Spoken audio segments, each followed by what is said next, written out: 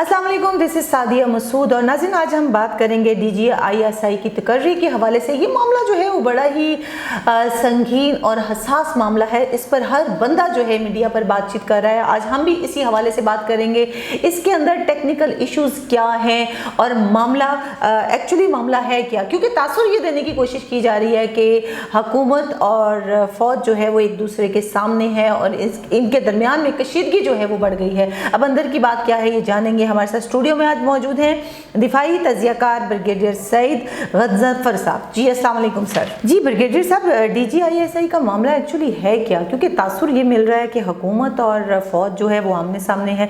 वाकई में ऐसा कुछ है या मामला कुछ और है? बहुत शुक्रिया। बिस्मिल्लाहिर्रहमानिर्रहीम। DGISI का बज़ाते खुद कोई मामला नहीं है। मामला हुकूमत का है। मामला हुकूमत की रॉन्ग परसेप्शन का है। ठीक है। मामला हुकूमत की ज़िद का है। मामला हुकूमत की मिस इंटरप्रिटेशन का है। DGISI एक ऑर्गेनाइजेशन है। ठीक है। बहुत स्ट्रॉन्ग ऑर्गेनाइजेशन है। एक ऐसा इंस्टीट्यूशन है जिसकी दुनिया तारीफ़ करता है। किस लिए सादिया तारीफ़ करता है?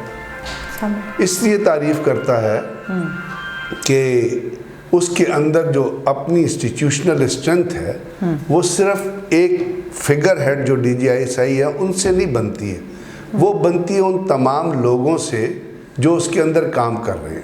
इसलिए कि it is an inter services intelligence, जिसका मतलब ये हुआ कि उसमें आर्मी के भी लोग हैं, एयरफोर्स के भी लोग हैं, नेवी के भी लोग हैं, उसमें सिविलियंस भी हैं। सिविलियंस भर्ती होते हैं वहाँ पे as IO through ministry of defence, intelligence officer. वो फिर तरक्की करके असिस्टेंट डायरेक्टर बनते हैं, डायरेक्टर बनते हैं और अपर रैंक्स में जाते हैं। अब ये जो लोगों का मुख्तलिफ जगहों से, मुख्तलिफ इंस्टीट्यूशन से जो एक वहाँ पे इकट्ठे होती हैं, तो वो ISI को स्ट्रेंथ देती है और वो स्टाफ जो है हमेशा काम करता रहता है। DG तो आते हैं और चले जाते हैं।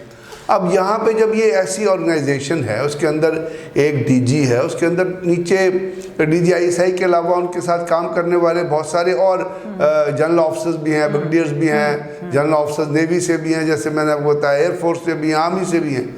तो और इस वजह से कि इनकी बेसिस पे उसकी वर्किंग इतनी स्ट्रांग है कि दुनिया ने ये कबूल किया कि सबसे कम बजट में, सबसे कम मॉनेटरी बजट में जो ऑर्गेनाइजेशन काम करती है और सबसे ज़्यादा जो रिजल्ट प्रोड्यूस करती है वो ISI है। इसलिए उसको नंबर 1 बहुत तरीक़ाकार से दुनिया में नंबर 1 प्लेस किया गया। ठीक है। अब ऐसी ऑर्गेनाइजेशन को किसी भी तरीक़ाकार से आप DGISI की तानियाती को एक साइड पे अगर रख दें, किसी भी तरीक़ाकार से उसको अगर डिबेटेबल बनाया जाए, उसके ऊपर अगर प्रेस कॉन्फ्रेंसेस की जाएं, उसके ऊपर मिनिस्टर्स आके लंबे लंबे लेक्चर दे रहे हों, उसके ऊपर हर टॉम डिक एंड हैरी, जिसको फौज का पता है या नहीं पता है, जिसको ISI की वर्किंग का पता है या नहीं पता है, अगर वो उसके ऊपर बैठ के 2-2 घंटे के प्रोग्राम कर रहा हो, तो सादिया आप मुझे बताएं कि ये उस इंस्टीट्यूशन के साथ सर्विस की जा रही है, उस इंस्टीट्यूशन की जो रेपुटेशन है उसको उठाया जा रहा है, या उसकी रेपुटेशन को दुनिया भर में डिबेटेबल और कंट्रोवर्शियल बताया जा रहा है? क्या हुकूमतों का ये काम होता है? आप MI6 उठा के देखें दुनिया की, और आपने कभी पता कि उसका हेड कहाँ से आया, कौन आया? DG अपना CIA का हेड आता है, वो प्रेसिडेंट या वो जो चीज़ें होती चुनते वो आके बैठ जाए, कोई उसके ऊपर प्रेस कॉन्फ्रेंसेस नहीं करते, कोई कांग्रेस के ऊपर वहाँ पे ज़रूर कांग्रेशनल हियरिंग होती है जिसको चंद लोग करते हैं, कि उनका प्रोसीजर ऐसे चल रहा है। हर मुल्क के अपने प्रोसीजर हैं और उन प्रोसीजर्स के तहत वो काम करता है। वो रूल कॉन्स्टिट्यूशन के अंदर आते हैं, वो सर्विस रूल के अंदर आते हैं, वो बहुत सारे और प्रेसिडेंट्स हैं जिनके अंदर आते हैं। लेकिन ये जो आजकल जो मछली बाज़ार आपने बनाया हुआ है, और जिस तरह आप इंडिविजुअल्स को भी डिबेटेबल बना रहे हैं, कॉम्प्रोमाइज़ कर रहे हैं उनकी स्टैंडिंग को, इंस्टीट्यूशंस के ऊपर उंगलियां उठी। आप इंडिया का चैनल तो, इंडिया अपना मीडिया तो उठा के देखिए कि उसके ऊपर क्या क्या बातें हो रही है। तो क्या ये नेशनल सर्विस है? मैं सिर्फ एक सवाल करता हूँ, क्या ये कौमी खिदमत है? क्या ये इंस्टीट्यूशन की स्ट्रेंथ में आप ऐड कर रहे हैं? आगे आपके यहाँ इतने प्रॉब्लम्स हैं, दुनिया सवाल उठा रही है मुख्तलिफ तरीक़ाकार से, पाकिस्तान को इन्वॉल्व किया जा रहा है इंडियन मीडिया की तरफ से अफ़गानिस्तान की सिचुएशन में। अमेरिकन रोज़ाना आपको लेक्चर देते हैं बड़े बड़े। विंडी शर्मा आई थी इंडिया में बैठ के कह के आई थी कि जी हम बड़े नैरो विजन के। इस मौके पे क्या ये मौका है इस किस्म की बातों करने का? बस ये मेरा सवाल है पूरे पाकिस्तान से, और जो लोग सोच रखते हैं उनसे कि क्या ये टाइम है इस किस्म की डिबेट में पढ़ने का और प्रेस कॉन्फ्रेंसेस करने का और ये कहने का ये कानून के मुताबिक, फलाने के मुताबिक, इसके मुताबिक। यार इससे बड़ी मुझे बड़ा अफसोस से कहना पड़ता है कि इस किस्म की सिचुएशन मैंने इमेजिन नहीं की थी कि इमरान खान की गवर्नमेंट इस अदारों के हिसाब से क्रिएट करेगी। ठीक है सर, अब ऐसे मामले में कौन कौन से अनासर हैं आपके ख्याल से जो साजिश कर रहे हैं? मैं साजिश की बात नहीं करता, मैं लैक ऑफ विजडम की बात करता हूँ। मैं ये नहीं कह रहा कोई साजिश कर रहा है, मैं लैक ऑफ विजडम के आप lack of wisdom and lack of vision. अब तरीक़ाकार क्या है, लेट्स डिस्कस दैट आल्सो। कि एक लेफ्टिनेंट जनरल होता है जो आईएसआई को कमांड करता है। ठीक। अब फौज के अंदर लेफ्टिनेंट जनरल का जो ओहदा होता है उसमें कुछ लोग होते हैं जो कोर कमांडर्स होते हैं, यानी जो आपकी 7-8 कोर्स हैं उनको कमांड कर रहे होते हैं। फिर बाकी जो लेफ्टिनेंट जनरल्स हैं वो होते हैं जो अपने अपने जो स्टाफ अपॉइंटमेंट, हमारे यहाँ 2 किस्म की अपॉइंटमेंट्स होती हैं। एक होती है कमांड अपॉइंटमेंट्स, एक होती है स्टाफ अपॉइंटमेंट्स।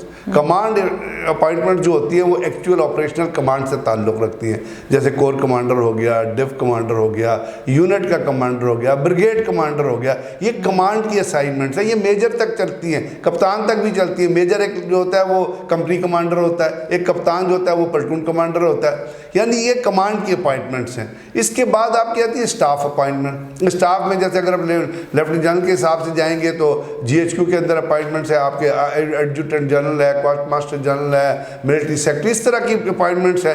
तो एक चूँकि हम लेफ्टिनेंट जनरल के हिसाब से बात कर रहे हैं तो एक लेफ्टिनेंट जनरल को 2 साल जो होता है वो उसका अगर 4 साल का अरसा जो है उसमें 2 साल उसने कोर कमांड असाइनमेंट करना है और 2 साल के करीब स्टाफ असाइनमेंट करना। ये एक रूल है। अब उस रूल के अंदर जो अपना आईएसआई की अपॉइंटमेंट है ये प्राइम मिनिस्टर को जवाबदेह होता है। DGISI जो होता है, DGISI is answerable to the prime minister.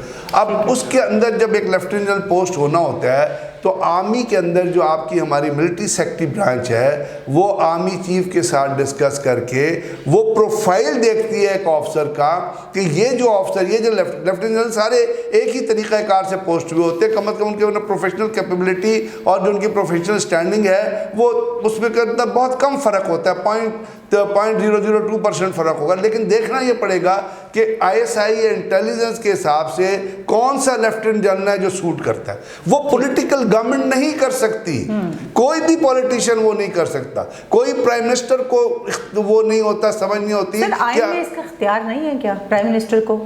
मैं आप कुछ और बात कर रहा हूँ जी, मैं आपसे ये बात कर रहा हूँ जो नाम सिलेक्ट होगा वो आर्मी MS ब्रांच जो है वो प्रोफेशनल कैलिबर देख के, प्रोफेशनल रिकॉर्ड जो प्राइम मिनिस्टर के पास नहीं होता, मिलिट्री सेक्रेटरी ब्रांच के पास होता है, वो देख के वो एक ऑफिसर को सिलेक्ट करते हैं कि जी ये जो है ISI के लिए फिट सूटेबल है, ये एडजुटेंट जनरल के लिए सूटेबल है, ये QMG के लिए सूटेबल है। उसके ऊपर वो प्रपोजल बनाते हैं। अब जब DIG ISI की बात होती है तो वो प्रपोजल जो रहती है मिनिस्ट्री ऑफ डिफेंस के थ्रू, या अगर उसके थ्रू नहीं तो चीफ जो होते हैं जाके प्राइम मिनिस्टर से डिस्कस कर लेते हैं, समरी बना के ले जाते हैं कि जी ये ऑफिसर है जिसको हम पोस्ट करना चाहते हैं और ये वजह है। वो उसकी पूरी रीजनिंग देते हैं, ये नहीं कि वो ऐसी जाए कह। अब जब ये चीज़ दे दी गई और पहले इन्फॉर्म कर दिया गया और आर्मी ने एक चीज़ को चुन के कि कौन सा ऑफिसर है, नवीद अंजुम है, जो भी हैं वो उनकी ये कैलिबर, इस तरह उन्होंने कमांड किया है, ये उनकी क्वालिटीज़ है, ये उनकी प्रोफेशनल स्टैंडिंग है, तो इस जॉब के लिए वो फिट होंगे। तो प्राइम मिनिस्टर जो है उसको तो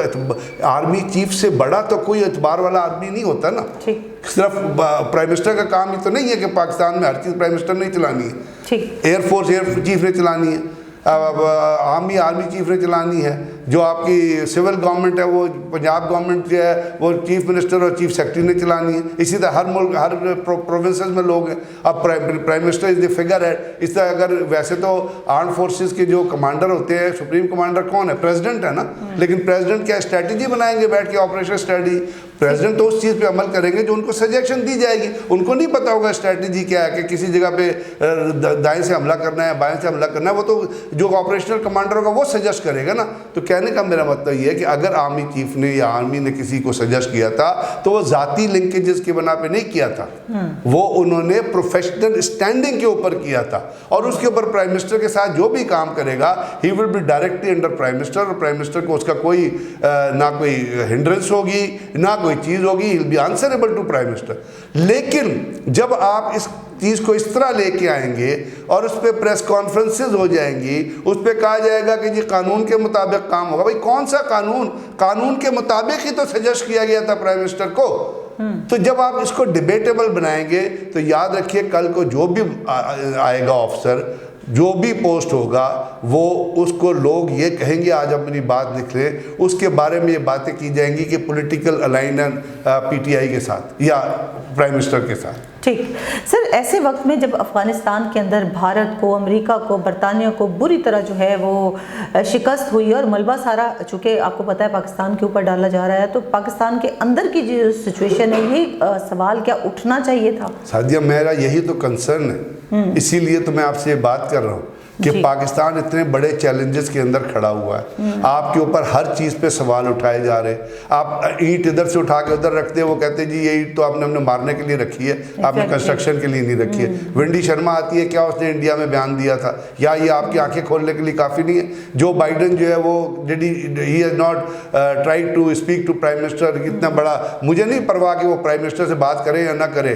वो ना ही करे तो अच्छा है, करेगा तो कहेगा do more. But the thing is this कि वो दुनिया उसके ऊपर कोई फेरियाँ चला रही है, कॉन्स्पिरेसी चला रही है। इंडिया का प्रोपेगेंडा वैल्यू आप जानती हैं, वो किस किस्म में सवाल उठा रहे हैं। फिर आपके अंदर अफगानिस्तान के जो हालात डेवलप हो रहे हैं, वहाँ पे जो हुकूमत जिस तरह परफॉर्म कर रही है, जो उनको नॉन रिकग्निशन हो रही है, वहाँ पे जो एक फूड क्राइसिस आ रहा है, आप जिस तरह उनको इकनॉमिकली और वो सपोर्ट करने की कोशिश कर रहे हैं, उनका मुकदमा आगे लेके जाने की कोशिश कर रहे हैं। इंडिया के अंदर रोज़ाना नई थ्योरी पेश हो जाती है। पंजशीर में उन्होंने एक कार्टून फिल्म बना के कह दिया आपको कि जी एयरफोर्स बमबारी कर रही है। अब इस तमाम हालात और आपके अंदर जो है पाकिस्तान के अंदर जिस तरह महंगाई जिस जगह पे पहुंची हुई है और लोगों के सवाल उठ रहे हैं गवर्नमेंट की फंक्शनिंग पे, अब आप मुझे बताइए इन इश्यूज़ के अंदर एक नॉन इशू को इशू बनाना अक्लमंदी है?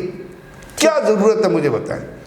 What is the need? आप पाकिस्तान आर्मी इतनी डिसिप्लिन्ड आर्मी है अल्हम्दुलिल्लाह कि उसके जान से लेके नीचे सिपाही तक कोई आदमी पॉलिटिकली एफिलिएटेड शो नहीं होता, वो अपने जॉब से रिलेटेड कमिटेड होता है। जो भी DGISI आएगा वो प्राइम मिनिस्टर से कमिटेड होगा, हुकूमत पाकिस्तान से कमिटेड होगा और वो पाकिस्तान के इंटरेस्ट से कमिटेड होगा और उसके ऊपर। तो आपको क्या ज़रूरत है इस चीज़ में पढ़ने की? हर जगह आप अपनी ताकत नहीं दिखाते। देयर आर सर्टेन थिंग जो कोवर्टली की जाती है और दुनिया में होती हैं। पाकिस्तान कोई आसमान से टपका हुआ मुल्क नहीं है, ये बड़ी मुश्किल से इस मुल्क को बनाया गया है। ये भी मुल्क इस उन्हीं बाकी ममालिक की तरह है जो दुनिया में रह रहे हैं। यहाँ भी एक कॉन्स्टिट्यूशन है, यहाँ भी आप कहते हैं कि जमहूरियत है।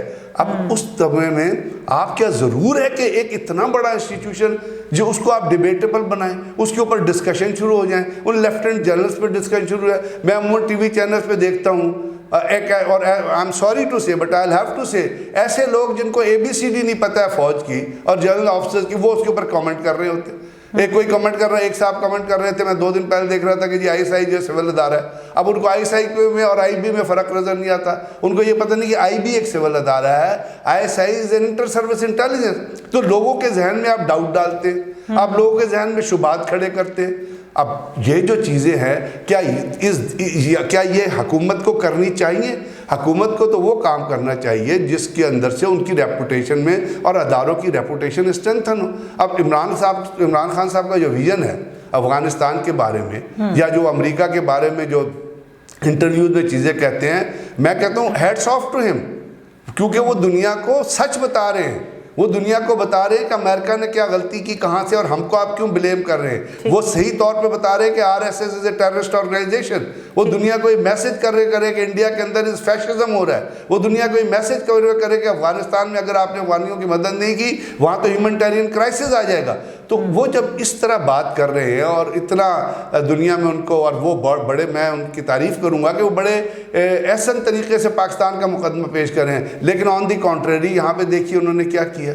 तो ये तो फिर कल आईएसआई की बात को कोई बिलीव नहीं करेगा, आप यकीन करें, जब आप इस किस्म की बातें इंटरनली करनी शुरू करें। यहाँ पे आपको ताकत नहीं दिखानी होती, यहाँ अक्लमंदी का मुजाहरा करना होता है, यहाँ आपको विजन का मुजाहरा करना होता है, विजडम का मुजाहरा करना होता है। वो पॉलिटिकल विजडम भी होती है, उसके अंदर आपकी इंटेलेक्चुअल विजडम भी शामिल होती है। But if you start discussing it like this in a press conferences and in a cabinet and all that, I am sorry to say you are damaging the institutions of Pakistan. ठीक है sir, इस तमाम मामले में अब opposition के role को किस तरह से देखते हैं आप? अपोजिशन देखिए ना, पहले भी अपोजिशन कौन सी तारीफ करती थी जनरल फैज हमीद की। अब इससे तो आप अपोजिशन को एक लीड दे रहे हैं। मतलब है मरियम नवाज, जिसको ना पाकिस्तान की सियासत का पता है और ना जिसको जिसको सिर्फ अपने अब्बा को बचाने का पता है, उसकी पूरी की पूरी सियासत रिलेट करती है कि मेरे वालिद साहब को जो बचा ले। और उन्होंने पाकिस्तान में पता नहीं क्या दूध की नहरें बांधी थी, वो पाकिस्तान को पैसा खा के चले गए, वहाँ पे इस मुल्क को लूटा है उन लोगों ने, और अब वो कहती है कि जी उसको बचा दे, उसको माफ़ कर दे। यानी क्या मैं आपको कहूँ, यहाँ पे लोगों की कैसी कैसी फिल्में चली शादी, आपको पता है चैनल्स पे जो फिल्में आई हैं PMLN के लोगों की, अभी तक वो उनके स्पोक्स पर्सन है। तो क्या ये अखलाकी तौर पर इट इज़ जस्टिफाइड कि उन लोगों को आप रखें, उनसे अपनी पार्टी? तो यहाँ पे आपको अखलाकी और पॉलिटिकल और मोरल स्टैंडिंग यहाँ पे देख लीजिए कि उनकी मोरालिटी का लेवल क्या है, कि आप एक शख्स की गलत बात को नहीं कहना चाहती कि उसने गलत किया है और मैं उनको एक्सेप्ट नहीं करती। जब पार्टियों का स्टैंडर्ड ये हो जाए, जब आपके अंदर से मोरालिटी हट जाए, जब इखलाक ही हट जाए, जब इस्लाम की अकदारी हट जाए और आप ढिठाई से कहें कि जी मुझे उनकी ज़ाती ज़िंदगी, तो आप बताएं तो अपोजिशन को आप क्या कहेंगे? उनके ऊपर तो बात करने मतलब जो आप कश्मीर जाते हैं, कश्मीर के इलेक्शन के लिए, पूरे इलेक्शन में आप कश्मीर के इशूज़ की बात नहीं करते। वहाँ पे फिर मुस्लिम लीग नून PTI, मुस्लिम लीग नून PTI, क्या ये पॉलिटिक्स है? तो आई एम सॉरी टू से। और इस चीज़ को तो उन्होंने एक्सप्लेन, मैं आपसे अर्ज किया ना कि कल को जो भी अब आप DGIA से पोस्ट करेंगे, मैं जो से सिम्पथी है, जो भी ऑफिसर आएगा, lot of respect and lot of sympathy पर है कि वो उसको अननेसेसरीली अब ड्रैग किया जाएगा पॉलिटिकल अलाइनमेंट्स में। आज आप मेरी बात लिख लीजिएगा। ठीक है जी, बहुत शुक्रिया जनाब। आज के प्रोग्राम में इतनी, कल दोबारा मुलाकात होगी। अल्लाह।